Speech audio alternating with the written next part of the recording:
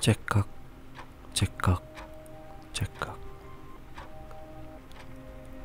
어렵게 얻은 오피스텔에서의 첫날 밤이라 잠이 잘 오지 않았다. 알림시계의 초침소리가 유독 크게 들려오는 너무나도 조용한 밤이다. 한쪽 벽면에 반 이상이 창으로 되어 있고 반 복층 구조의 천장이 높은 오피스텔이라 뭔가 허전한 느낌이 들면서도 시원한 느낌을 동시에 주었다.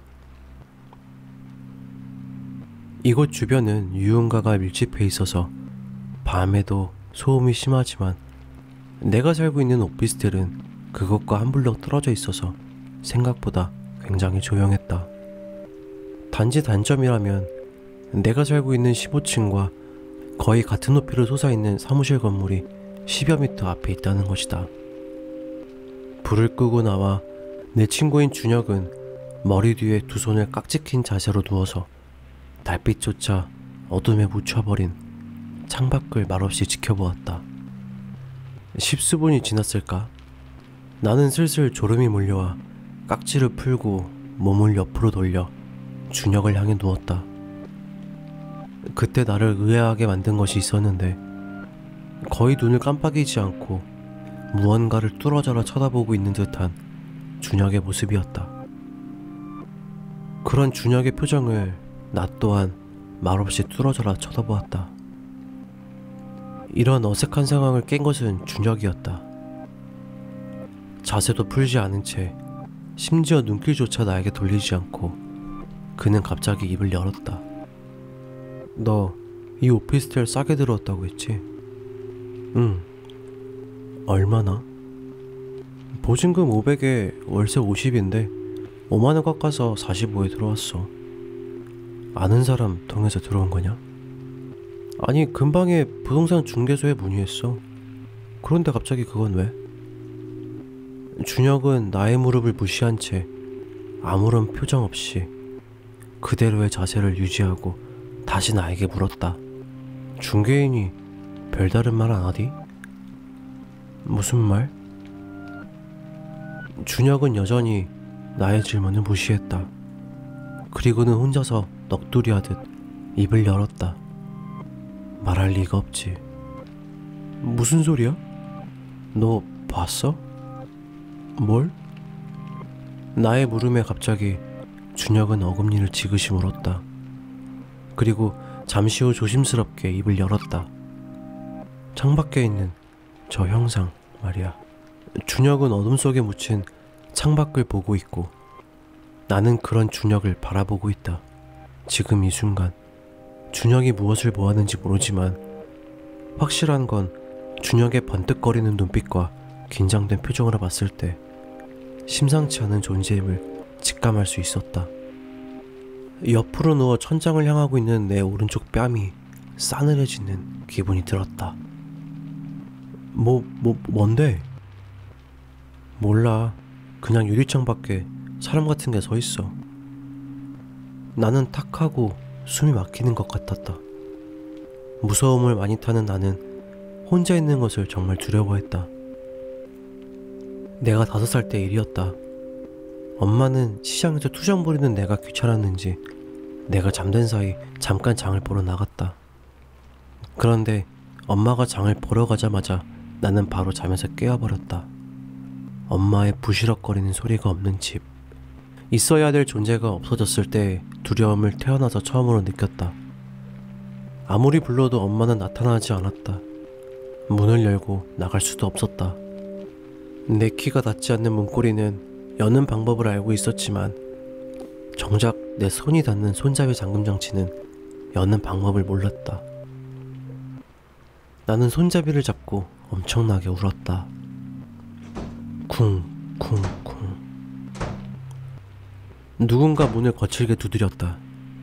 누군가 나의 울음소리를 듣고 달려온 건지도 모른다. 그러나 나는 너무나도 무서워 방으로 달려가 장롱 속으로 숨어 들어갔다.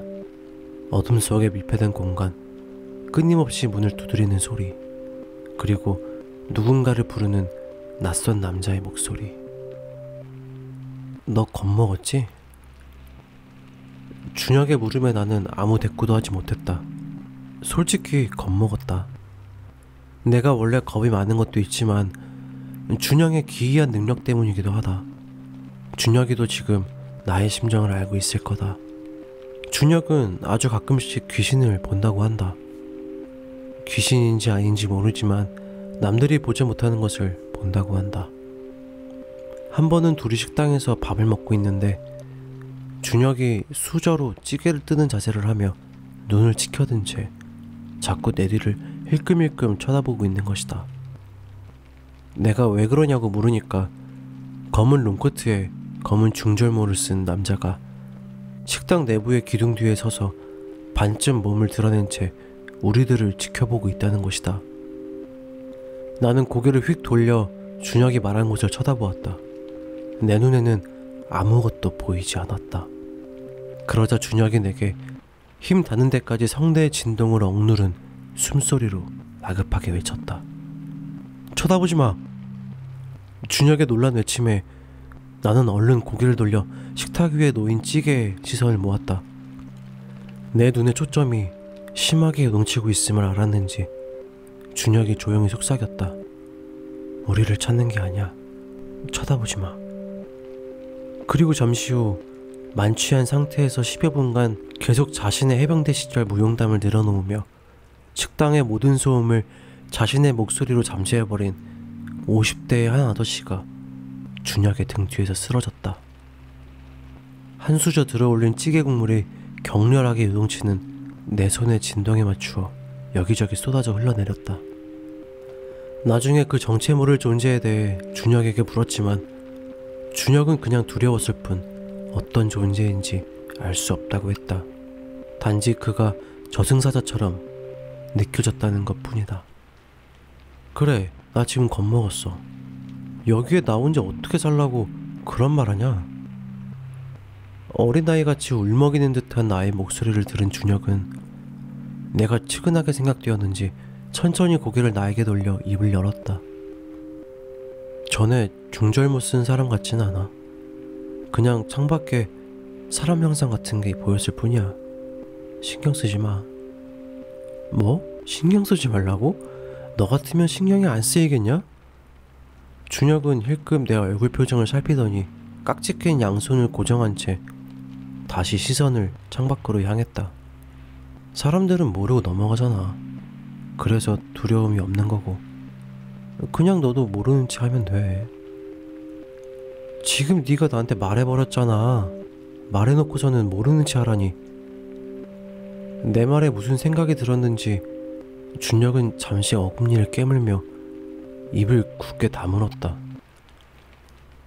그리고는 다시 입을 열었다. 넌 친구잖아. 내 얘기를 들어줄 사람. 나도 너만큼 두려워. 어쩌면 너보다 더 두려울지도 몰라. 누군가에게 말을 하지 않으면 나 혼자 미칠 것 같아. 준혁의 말에 나는 말없이 그의 어둠 속에서 흔들리는 그의 초점을 응시했다. 나는 겁쟁이인데 내가 준혁이를 좋아하는 이유는 지금의 소름 끼치는 상황을 저렇게 아무렇지 않게 말을 하는 강심장이기 때문인데, 용기 있는 자란 두려움을 느끼지 않는 사람이 아니라 두려운데도 그것에 맞서는 사람이라고 하지 않았던가. 지금의 준혁의 모습은 바로 그것이었다. 그런데 평소와는 달리 준혁의 눈동자가 많이 흔들리고 있음이 느껴졌다. 나도 봐도 돼? 그냥 고개를 돌려볼 것이지 나는 바보스럽게도 준혁의 허락을 구하고 있었다. 이런 나의 바보스러운 질문을 아는지 준혁은 아무 대답도 하지 않았다. 나는 천천히 고개를 돌려 시선을 창밖에 맞추었다. 어슴풀의 주변 산과 불빛의 기운이 느껴졌지만 창밖은 온통 어둠뿐이었다. 저 어둠 속에 무엇이 보인다는 건지. 어쩌면 준혁은 머릿속의 허상을 현실에 비추고 있을지도 모른다. 중학교 2학년 때 일이다. 몸살기가 있어서 일찍 잠이 든 적이 있었는데 누운 지 10분도 안 돼 가위에 눌리고 말았다. 머리끝부터 발끝까지 움직일 수 있는 것이라고는 아무것도 없었다. 일어나지 않으면 죽을 것 같다는 공포감이 몰려와 나는 젖먹던 힘까지 다해 몸부림을 쳤다. 그러나 아무것도 움직일 수가 없었다. 정말 아무것도. 그런데 나를 더 공포스럽게 만드는 것은 어디선가 들려오는 자장가 소리였다.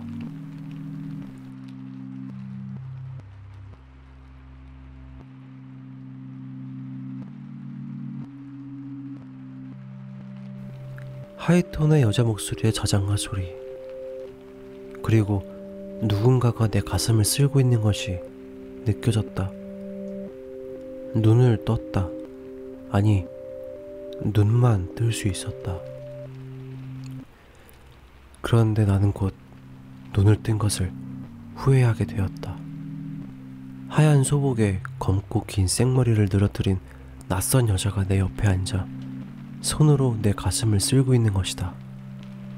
발처럼 축 늘어진 검고 긴 생머리 속에 묻힌 얼굴 속에서 계속해서 그 소름 끼치는 자장가가 흘러나왔다.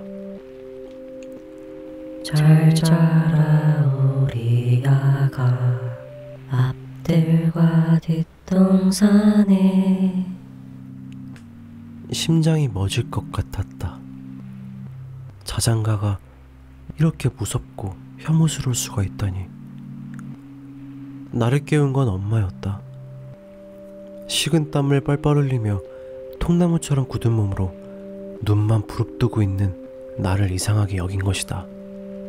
나는 얼른 주변을 돌아봤다. 그 낯선 여자는 온데간데였고 반쯤 열린 창문 사이로 들어오는 바람결에 나부끼는 커튼이 내 얼굴을 매만지고 있었다. 그리고 거실 TV에서 들려오는 자장가 소리. 이 커튼이 내 가슴을 쓸고 있었고 저 TV 속 자장가 소리가 내 심장을 조이고 있었다. 이럴 수가. 이 모든 게 내가 만든 허상이었다니. 사람은 얼마든지 공포의 대상을 창조할 수도 있고 사라지게 할 수도 있다. 준혁이 지난 과거에 어떤 일을 겪었는지 모르지만 어쩌면 내가 알지 못하는 그만의 방식으로 공포의 허상을 창조하고 있을지도 모른다. 그렇다면 중절모 사나이는 우연의 일치일까? 머리가 복잡했다. 내 머릿속에 떠오르는 기억의 정리로 인해 나는 잠시 동안 창밖의 일로부터 해방될 수 있었다. 그러나 준혁은 이런 나의 짧은 공포로부터의 해방을 용서하지 않았다. 그런데 너한테 이걸 말하는 이유가 또 있어. 나는 대답대신 고개를 돌려 준혁을 향했다. 창밖의 형상이 축 늘어져 대롱대롱 흔들리고 있어. 그리고 개자식. 난 욕을 거의 안 한다. 그런데 차마 입 밖으로 내뱉지는 않았지만 나는 지금 준혁에게 욕을 하고 있다. 저 저주받을 듯한 주둥아리를 틀어박고 싶었지만 나는 그 다음 말이 궁금했다. 그리고 자세히 보니까 창밖이 아니야. 창에 비친 거야. 지금 이 방이